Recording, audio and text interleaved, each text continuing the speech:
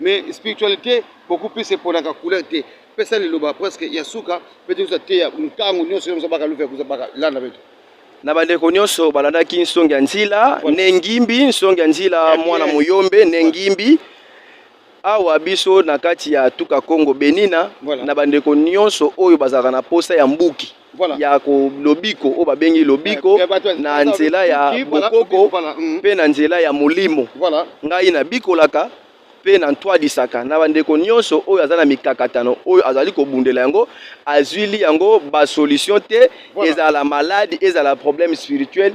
quel que soit ya kana yo na nzambe impossibilité ezalaka te na nkombo ya nzambe impossibilité ezalaka te alors que na ngolo ya bakoko na biso nyonso bisimbi nyonso ya mai ya mupepe ya nlangu pe ya tia okozwa solution na nkombo na bango na bandeko nyonso oyo bazana mikakatano nsongi ya nzila azali wana na kotika numero mpona kokontakte ngai ezali plus 243 89 014 79 09 na bandeko nyonso oyo azali na posta ya nsongi ya nzila